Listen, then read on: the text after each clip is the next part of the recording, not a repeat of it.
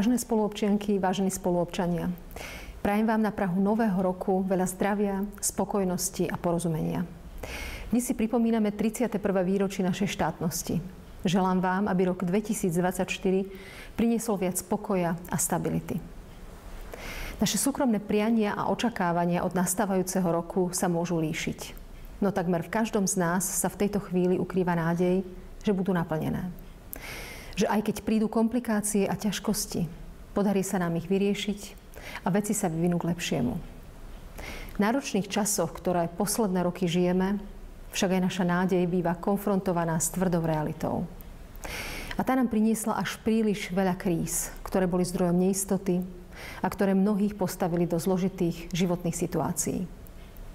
Ani uplynulý rok nebol výnimkou. Zažili sme množstvo politických konfliktov, 3 predsedov vlád, ostrú predvolebnú kampaň a predčasné voľby.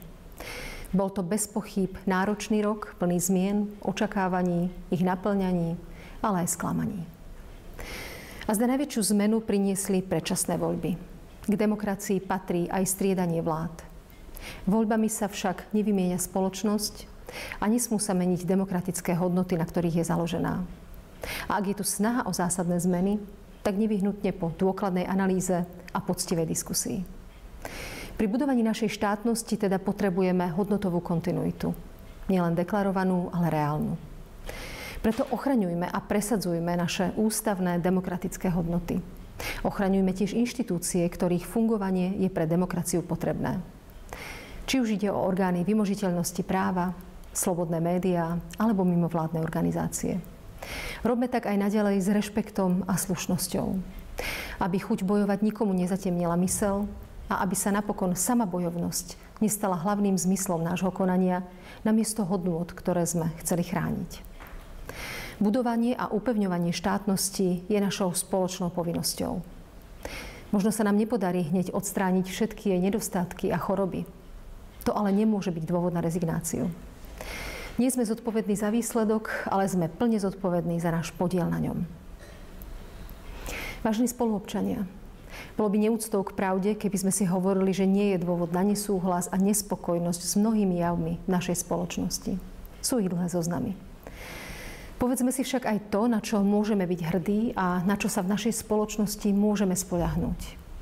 Dôvodom na hrdosť ste určite vy, naši občania, naša občianska spoločnosť, ktorá už roky prejavuje zrelosť a solidaritu. Aktívni občania a mimovládne organizácie dlhodobo zabezpečujú dôležité funkcie v oblasti sociálnej starostlivosti, vzdelávania, ochrany životného prostredia či pri presadzovaní práv menšín a všetkých ľudí bez rozdielu. Spoľahnúť sa tiež môžeme na naše samosprávy, ktoré opäť potvrdili svoju životaschopnosť a profesionalitu a v meniacej sa dobe boli stabilizačným prvkom fungovania nášho štátu. Výsledkom vašej práce je konkrétna pomoc, niekedy aj systémové zmeny. Vždy je ňou však príspevok k tomu, aby sme o kúsok viac mohli dôverovať sebe samým a jeden druhému. Vážené spoluobčianky, vážení spoluobčania, pomoc je základom dôvery a dôvera je predpokladom fungujúceho štátu a súdržného spoločenstva. Prvoradou úlohou štátu v krízových situáciách preto musí byť adresná pomoc tým, ktorí sa ocitli na pokraji prežitia. Chudoba sa pritom už dlho netýka iba ľudí, ktorí stratili prácu, ale aj pracujúcich ľudí a celých rodín, ktoré žijú bez rezerv a v podmienkach, ktoré ohrozujú ich dôstojnosť. Najviac ohrozené dnes sú neúplné jednorodičovské rodiny a najmä deti. Pritom práve deťom a mladej generácii zostávame najviac dlžní. Aj odborníci nás upozorňujú, že medzi nami a mladou generáciou sa vytvára priepasť. Mladí ľudia sa podľa mnohých výskumov cítia nepochopení a osamelí. Stávajú sa obeťami šikany, čoraz častejšie vyhľadávajú pomoc psychológov či psychiatrov. A nie je už výnimočné ani to, keď si sami siahnu na život. Musíme sa preto výrazne viac zaujímať o to, čo mladí ľudia prežívajú. Potrebujeme im vytvoriť bezpečné školské prostredie, zanechať im funkčný dôchodkový systém, udržateľné verejné financie a nenechať ich v neistote pri riešení klimatickej krízy. Naše chyby, našu nevšímavosť a nezodpovednosť totiž bytostnejšie pocíti dnešná mladá generácia, než my, jej rodičia. Musíme byť ukotvení v prítomnosti, ale nesmieme zabúdať, že sa tým nezbavujeme zodpovednosti za budúcnosť. Vážené spoluobčianky, vážení spoluobčania, ako prezidentka sa vám prihováram v tejto novoročnej chvíli posledný raz. Pri svojom nástupe do prezidentskej funkcie som hovorila, že ak máme úspešne zvládnuť cestu od Slovenska, akým je, k Slovensku, akým by mohlo byť, musíme si otvorene povedať, čo nám v tom pomáha a čo nám bráni. S odstupom 5 rokov od svojho nástupu do funkcie som presvedčená, že jednou z najväčších brzd nášho rozvoja je nekultúrnosť, najmä v politike, a množstvo konfliktov v našej spoločnosti. Pre mnohých je to aj prekážka zotrvania na Slovensku a pre ďalších zase prekážka návratu domov. Nevraživosť sa stáva sprievodným znakom verejného života. Prelieva sa však aj do našich rodín, domácností, do bežných vzťahov medzi ľuďmi. Hrubosť, vulgárnosť a klamstvo nie sú prejavom sily, ale slabosti. Uchyľujú sa k ním slabí ľudia, na ktorých takéto správanie robí dojem a preto ho opakujú. Skutočná sila spočíva v pokoji a nadhľade.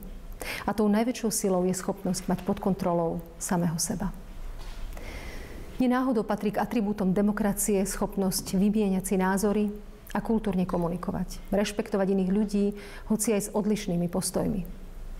Tieto vlastnosti a kvality sa ukázali byť nevyhnutným predpokladom preto, aby ľudia dokázali vedľa seba existovať a tvoriť funkčnú spoločnosť. Sú to normy vytvorené rokmi vývoja. Potrebujeme jednoducho viac pravdy a lásky, nech to znie akokoľvek pateticky. Napokon pripomínať si stáročiami overené hodnoty a kvality nemusí byť patetické. To, že sú notoricky známe, nie je príznakom ich devalvácie, ale naopak potvrdzuje to ich platnosť a dôležitosť. A aj teraz ich potrebujeme. Všetci potrebujeme viac láskavosti a porozumenia v komunikácii, v interakciách. A to je, keď spolu nesúhlasíme. Vlastne najmä vtedy. Lebo stále oproti nám stojí človek. Lebo všetci patríme do spoločnej ľudskej rodiny.